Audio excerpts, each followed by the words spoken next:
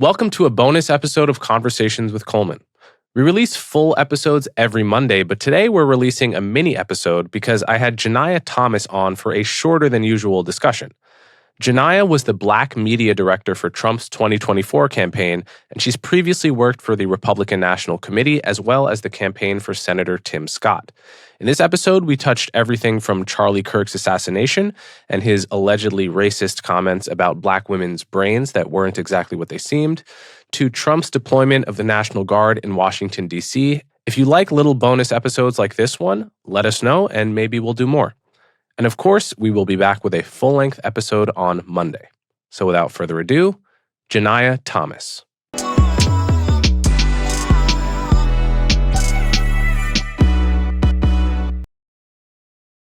Okay, Janiah, thanks so much for coming on my show. Yeah, thank you for having me. So before we discuss some of the news of the past few weeks, I want to get a sense of who you are. Where did you grow up, and what is your story? How did you come to be doing the work that you're doing now? So I was born in Virginia. I lived there until I was about 8 years old, and I grew up in South Carolina, right outside of Charlotte, Fort Mill, South Carolina. So it's, one of the suburbs. But I mean, as most people know, South Carolina is a very red state. So when I was in college, I interned at a law firm, and they worked with the state party. And that's how I became, more affiliated with the political world. But for me, it was always more so about the communications journalism aspect of it that made it more interesting to me. So after school, I went to work for the Republican National Committee, and I was our Black media coordinator. Then I started doing on-the-record stuff for the party, and then, where do we go after that? Tim Scott. I did his campaign when I was there when he announced until the end of it. And then I worked for convention for a while as media relations director for the convention, and then went to the campaign and did all of those fun things. So what is the source of your politics? Were you always interested in politics as a kid, or were there specific events or specific books you read that led you towards the Republican Party as opposed to Democrats or independents or libertarians?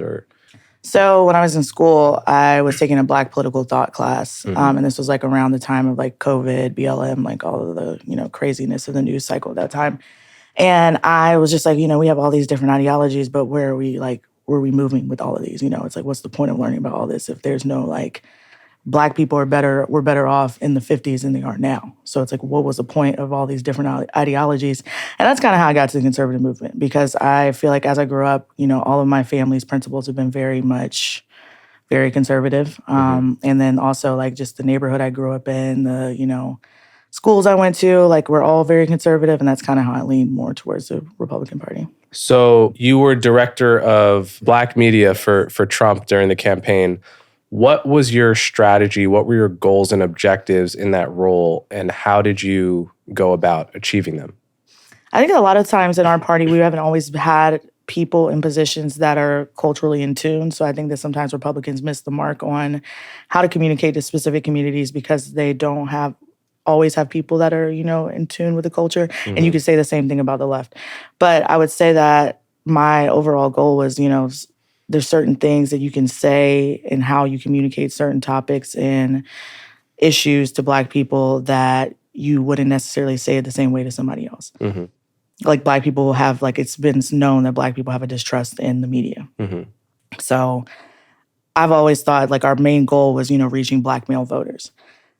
Every Black man I know, all they watch is podcasts. Nobody watches CNN. No one's watching ABC. They're all very in tune in the podcast world. And people, a lot of them go to these podcasts for relationship advice, financial advice, political advice, you name it.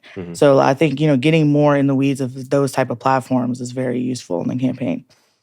And do you think it worked? I mean, how do you account for the fact that Trump has been so successful compared to past Republicans, especially with young Black men? Do you think that's part of that strategy?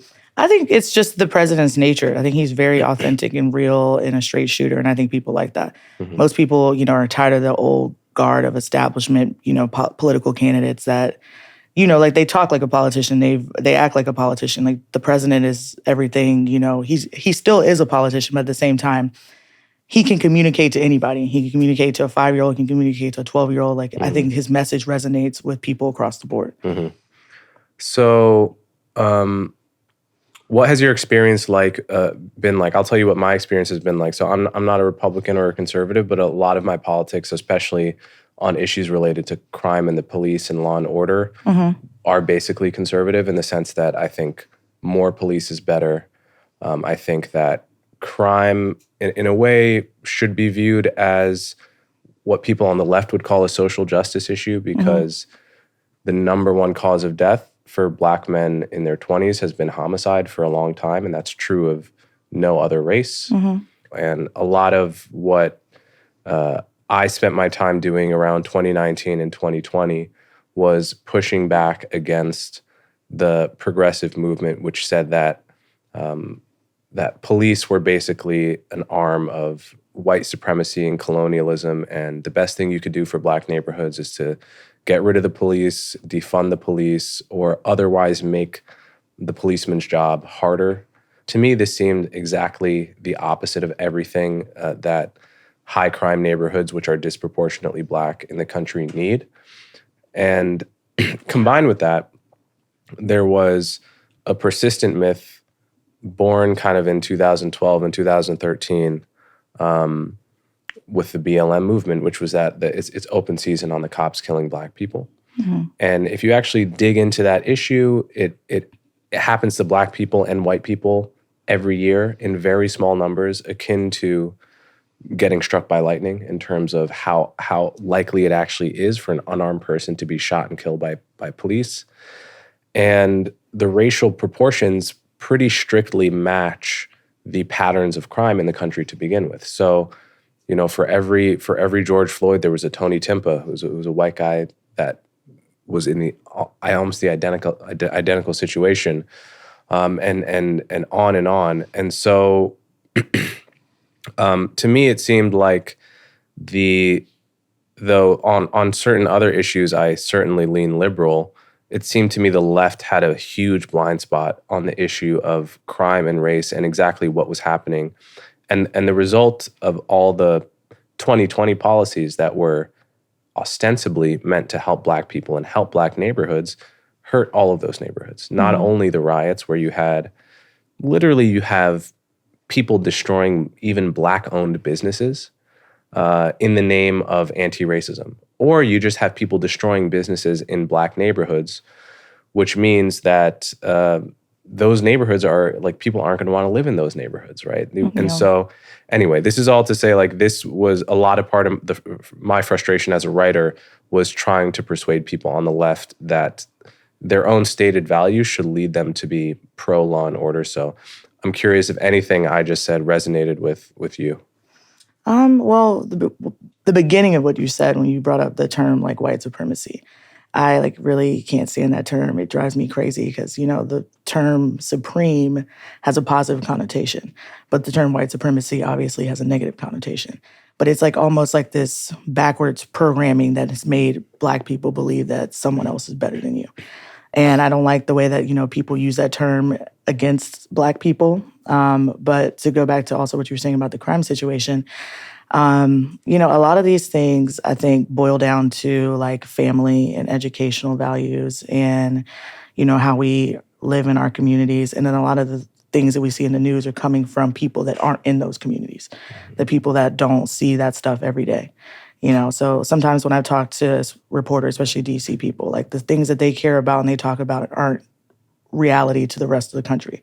Like if you go to, you know, people in Southside Chicago, if you go to people in Bankhead in Atlanta, like what their reality is and what we see is not the same thing. And so I think that, you know, we all need to like take a step back and like look at what's real in these neighborhoods and what's real in these, you know, communities, because a lot of Black people want more police in their communities. They want to feel safer in their neighborhoods, which boils back down to what the president's been trying to do, bringing in the National Guard to protect people in these communities. Yeah, we'll get to that. A couple other touch points for me. I remember so in 2014, Michael Brown is killed outside of St. Louis in Ferguson, and there's riots all over Ferguson.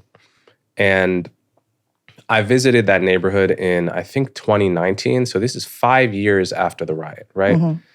And there were still literally empty mom and pop shops, including, I think, a Black-owned barbershop that was still vacant to that day, 5 years later, as a result of those riots from 2015. And to me, it's like the perfect description of the limousine liberal luxury belief phenomenon, where you would have probably, if you go back to 2014, you probably have some New York Times op-ed writer basically apologizing for the riot, basically justifying it. But that same writer is never going to go back there years later and look at how the ripple effect of that riot has actually affected people that live in that community and aren't going to leave that community, right? So there's like this sense in which the emotions of liberal elites in particular are really served and massaged and tickled in some way by the issue of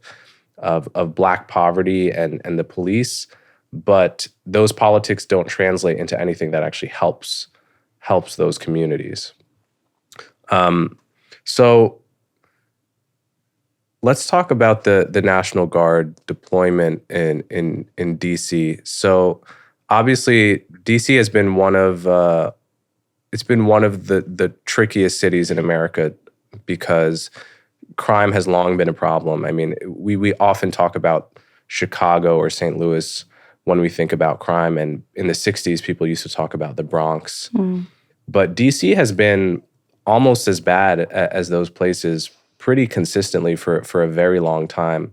It's had an incarceration rate that is among the highest in the nation. I remember at some point it was like the balance between Black men and Black women that lived in the city was extremely lopsided, like maybe one of the most in the country because so many Black men were in prison.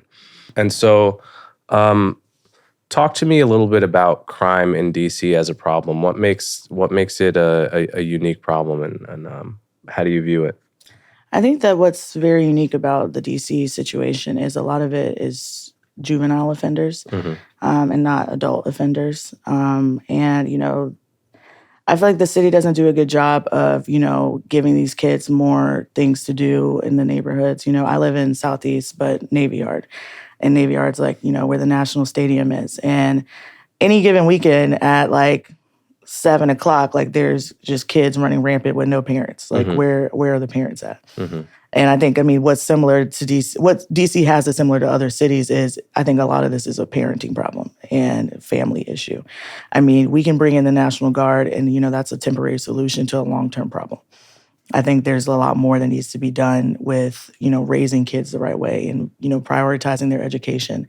That, you know, the National Guard is, what it's doing is good and people want that in their communities, but long term, like, I don't think that's a viable solution. So that's kind of depressing though, because if it's a parenting issue, how does the government fix parenting? The federal government, the state government, the city government can't really force people's parents to become more functional. I think what the solution could start with is, you know, giving real consequences. I've seen, you know, recently they're trying to like change the age range where you can like convict a child that's like, I think they changed it from 16 to 14. I think giving people real consequences will make parents, you know, wake up more and realize they need to be more involved in their kids' lives. But I think that's the way that, you know, you balance the government problem with the parenting issue. Yeah. So what is the why is it such a young problem? Because I remember when I was at Columbia, there was an incident where I lived in Harlem at the time on the other side of Morningside Park. I don't know if you know that area at all, but Columbia's campus is to the west, and then there's a park that slopes like almost steeply all the way down, and then Harlem is on the other side. And so I walked that park every day, and there's only like one or two ways to get across the park. There's like one staircase, and one day undergrad girl, she was walking down the park and just randomly got stabbed to death by somebody. And that was a place I walked by twice a day, like with those exact steps where she died. And I remember before they had caught the person who did it, I talked to one of the cops in the park, and it's all anyone was talking about. I asked him, do you have any idea who it might have been or what it might have been? And he said to me, you know, I don't know yet, but it was probably like some 13-year-old kid. That was his guess based on the pattern of crime in the area as he knew it. Come to find out, a couple days later, it was a 13-year-old kid that stabbed her to death. Maybe it was a robbery and then he panicked when she fought back, or maybe it was some weird gang initiation, egging on of a young person situation, or maybe the kid was just a psychopath. Like, I don't actually know. But what are we supposed to think of situations where we have 13 and 14-year-old kids committing crimes? Because on the one hand, you want to treat them like not a fully formed person. You want to give them a second chance because they're young. On the other hand, it seems like you think one of the solutions is to enforce consequences as if they're an adult. Yeah.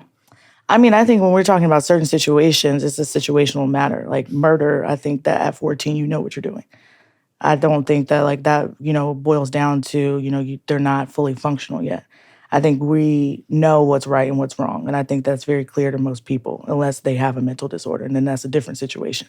But I don't think we all know the answer to that question at the moment. But I do think that, when it comes to certain situations, like having a real consequence will make people more aware. But, I could tell stories about my family members, for example.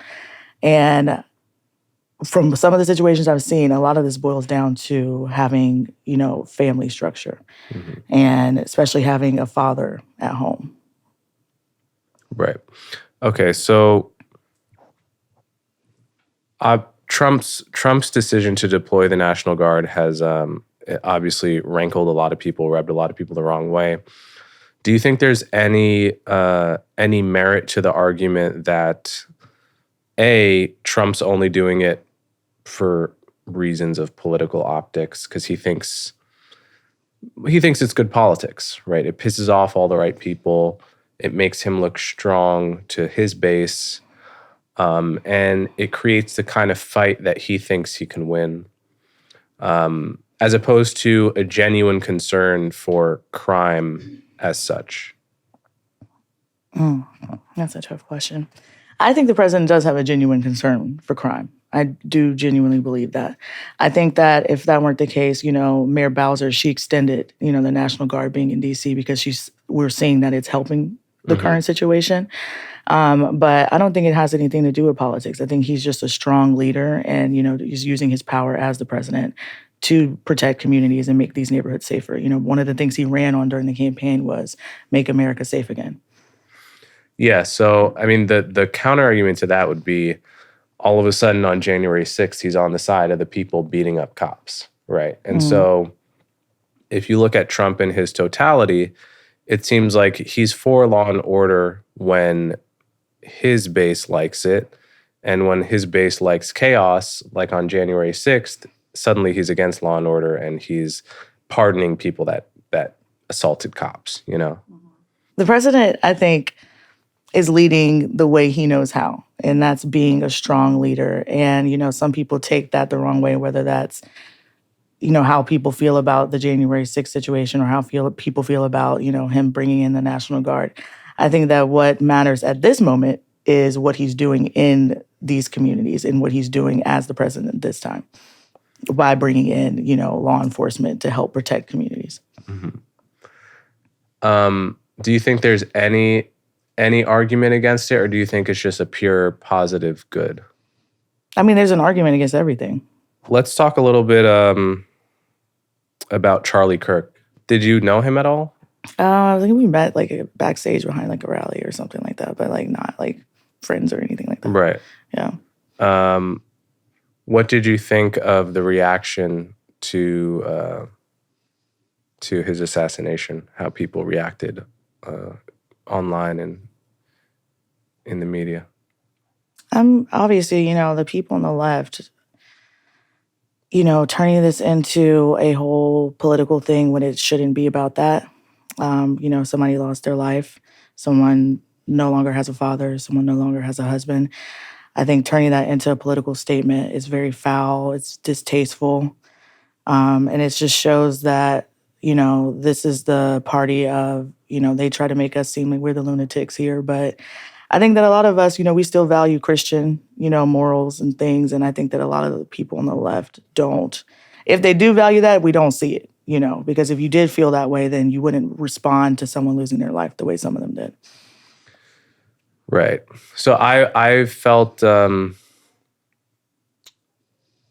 it was really disturbing to see people on Blue Sky and left-wing spaces immediately celebrate his death.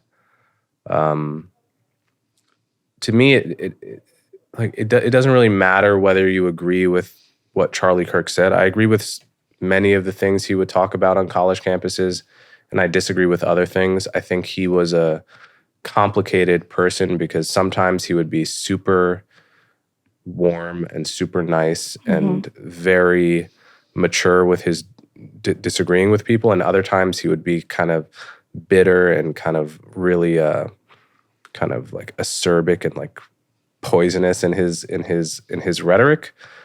But that's true of a lot of people in the political commentary space. It's like you catch them in one mood and they're like a total shark, and you catch them in another mood and they're very gentle. And he had all of those multitudes within him. So I've seen people cherry pick bits of his legacy and to depict him in the best light and in the worst light.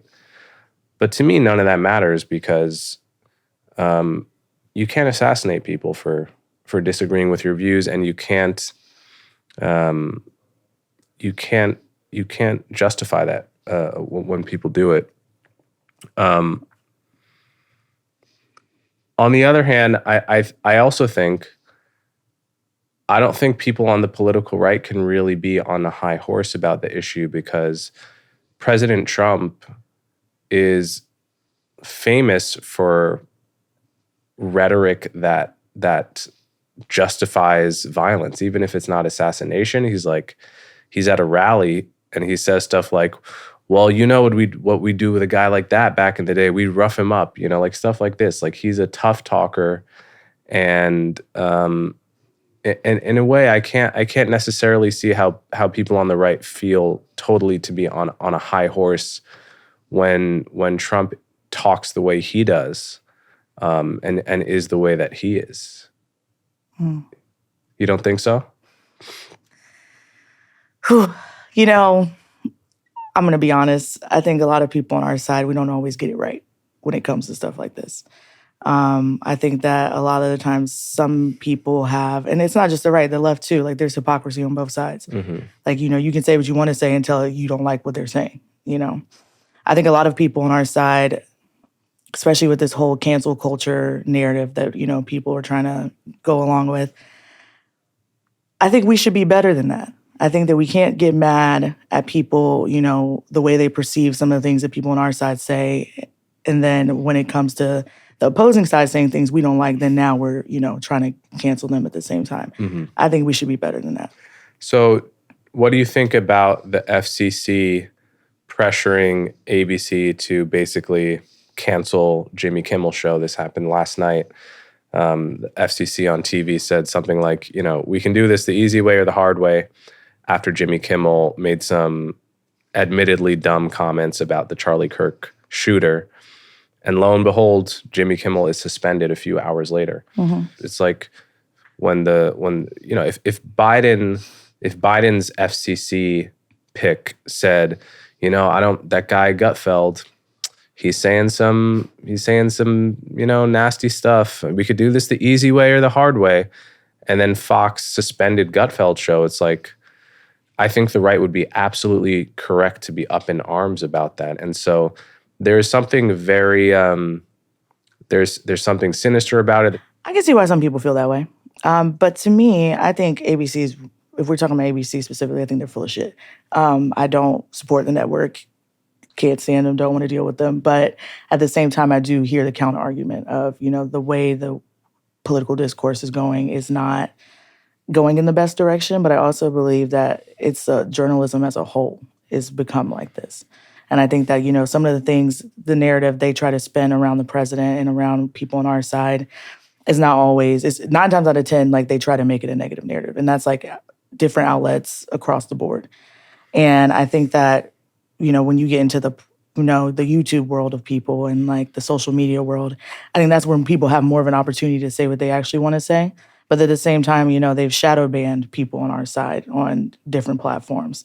So I'm not really sure what the right answer is to that, but I could see the counter argument of, the way things are going in the media may not be in the best, light. Yeah, I mean, I agree with you about the shadow banning stuff. The jawboning thing, I used a hypothetical, but actually in real life, Joe Biden or members of his administration did pressure Twitter to shadow ban individuals that they said were spreading misinformation on Twitter. And I think most reasonable people look back on that as a really bad thing to have done. First of all, because the government shouldn't be deciding what's misinformation and what's true. Like, it is true. The networks, they're all biased towards liberals. Like almost every TV channel in America, almost every news show that actually airs on television is biased towards liberals and biased toward the left. So what should the response to that be from Republicans and conservatives? My view is if you start saying it's okay for the administration to intimidate people into agreeing with the administration, well, the left is going to do that the moment, whatever, AOC runs for president, she's going to say, well, you guys did all the same thing. We have to do it back to you. So the strategy of like creating your own institutions that reflect your values is way healthier than trying to use the power and force of the federal government to actually like intimidate people.